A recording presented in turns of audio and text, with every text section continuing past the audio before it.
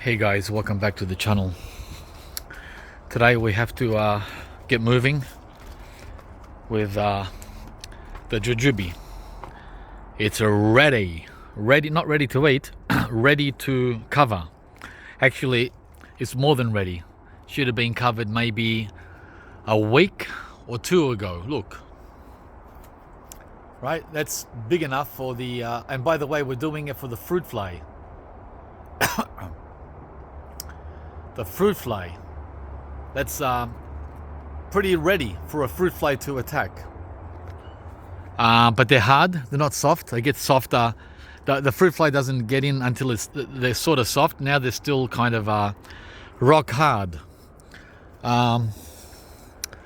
So yeah, I was hoping to put it off a little bit longer. Anyway, I trimmed the tops so I can fit the net. We're going to be using exclusion netting like we did last summer.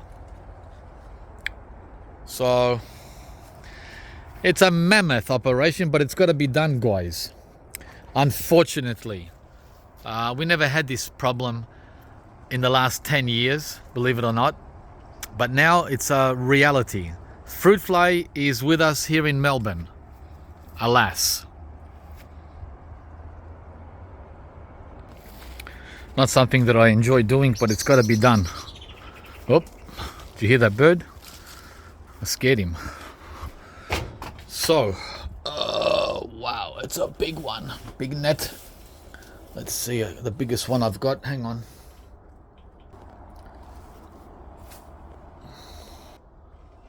Oh, was it you? I've got two of them. I don't know which one is bigger. Okay, this one seems bigger, but really I think they're the same. Yeah, we'll start with this one. I got these from Dailies last year, and this year they don't have any. I wanted to get another one, an even bigger one, because this one is sort of stretches out. It's just too short, and I don't like stretching it because it tears. So once again we use the rake, guys. It's a lot easier than doing it without. Yeah. Can you tell I'm not really excited to do this? I hate netting trees. I noticed when I got close, someone has been trying to take a bite or a sample of the jujube. By the way, this is the Chico variety, my oldest tree, which is over 10 years old. Where was it?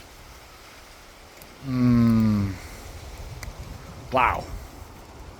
Here it is. Look. Right?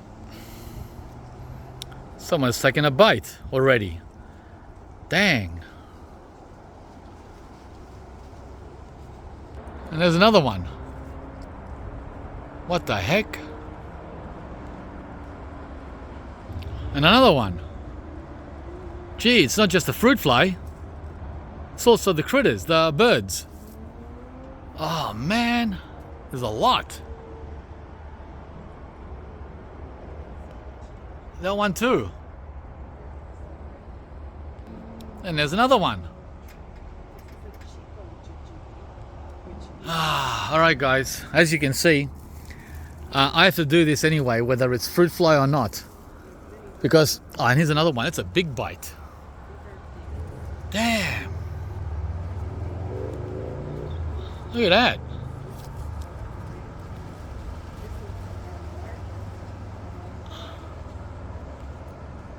Yep, let's do it. Just before I got off the ladder, look who I just spotted. Who's that?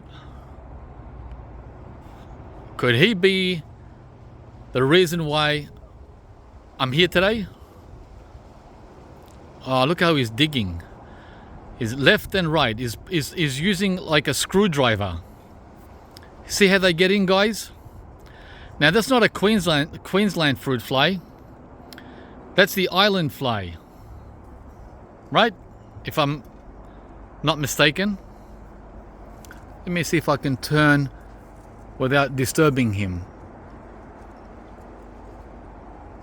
I wanted to show you his body. Yeah, they're here. He was going and I bet you they've already stung a few. Oh man. As I said, this should have been done 1 or 2 weeks ago, the beginning of January. Not the middle of January, George. I have to take this net off, it's got holes in it. Yep. So, it's not gonna work. Hole. And hole. And I saw a third hole. I saw 3 holes. So if there's 3, there's probably 4. Oh, here it is, 4. So we're not doing this today with you, mate. Oh man, those bite marks. See guys, if you're in Melbourne, pay attention. The fruit fly free time is over. Yeah, now we've got to get serious like they do in Queensland and New South Wales. More work. Okay, this backup one is hole free. I don't think I've even used it. Maybe I used it once. Whereas that one there's been used a few times. I'm gonna have to patch it up somehow. But this one is actually brand new. Yeah, okay, so I'm gonna get it over now on the other side.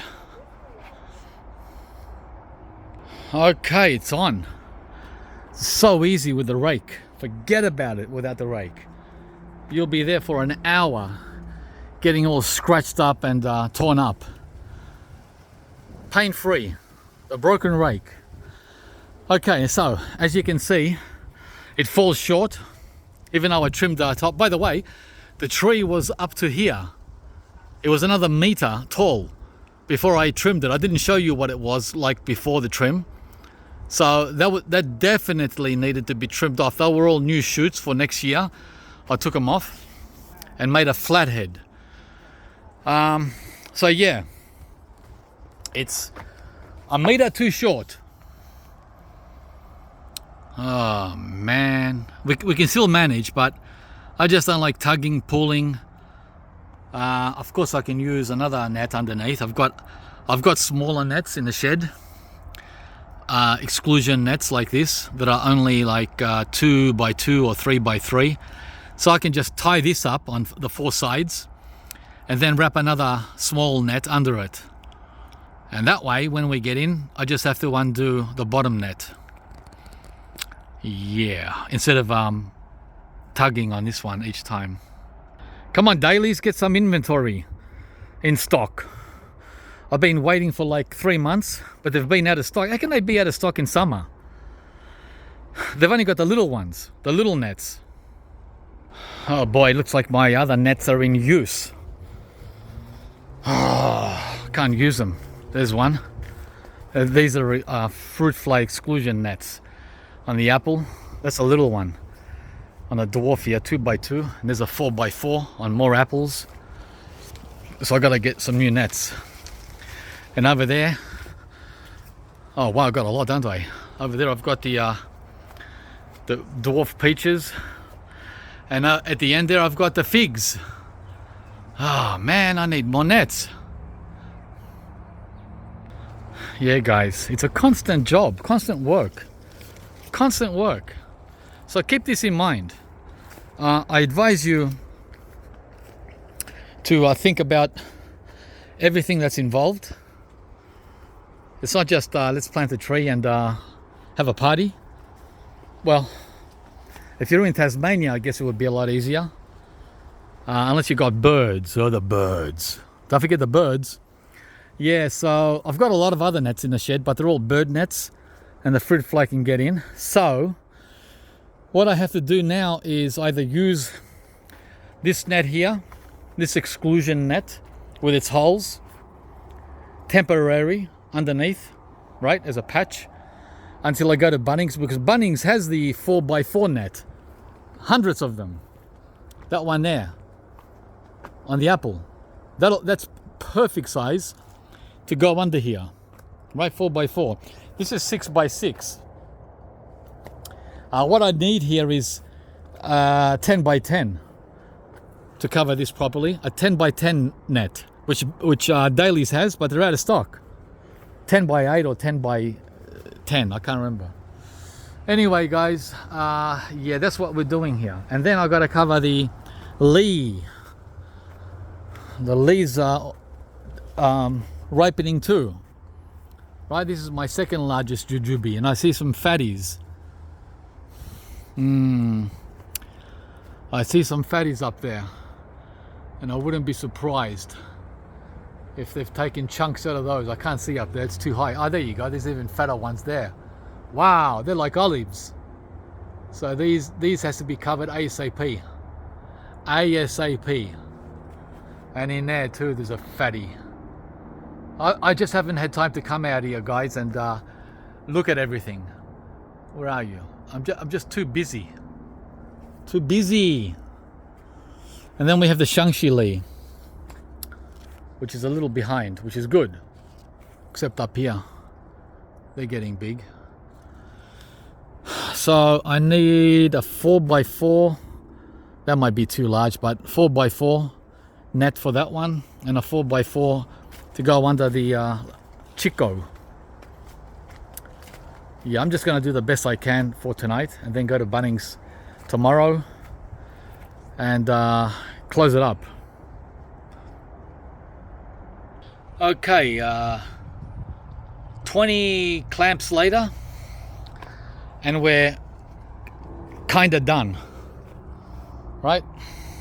This is how I did it last summer, and it worked well. We didn't get one single fruit fly sting, not one. But last summer, the tree was a little shorter. So as you can see, I fell short. The net fell short because the tree got larger. And as you can see, we have a gap at the bottom, even with all these clamps and knots and all the rest of it, right?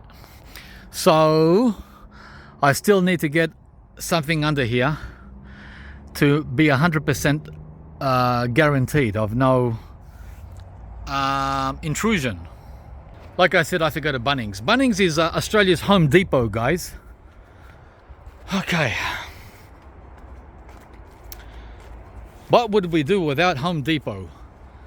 Or Bunnings. Yeah, this is 95% safe. I mean, it's that hole under there is big enough even for a possum to crawl in. So I've got to do it. It's ASAP. It's a priority. Yeah, that's way too big. All right, guys, that's the video. I'm glad it's almost done. Right, deterrent.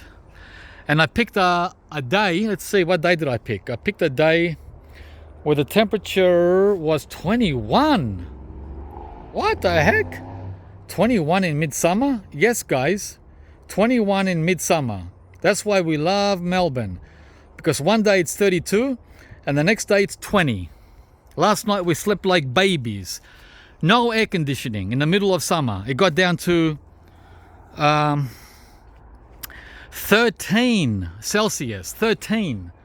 And 10 Celsius up in the ranges, just on the fringe of Melbourne. Can you believe it? Wow, talk about delicious.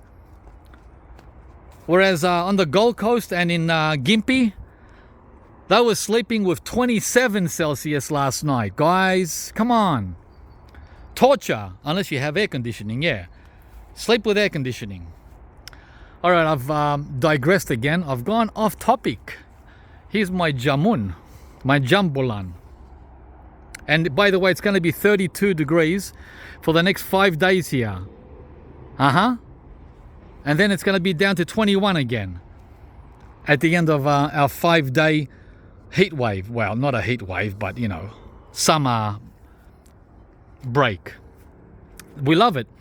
5 days of 30 degrees, then 20. 5 days of 30 degrees, then 20. You can't get that in the tropics. All right, guys. Thanks for watching. Give us a... Oh, there's Kim. Give us a like and subscribe to the channel if you haven't. And we'll see you very soon. This is the Wurtz avocado fruitlets. Well, they're not fruitlets anymore. Pretty big.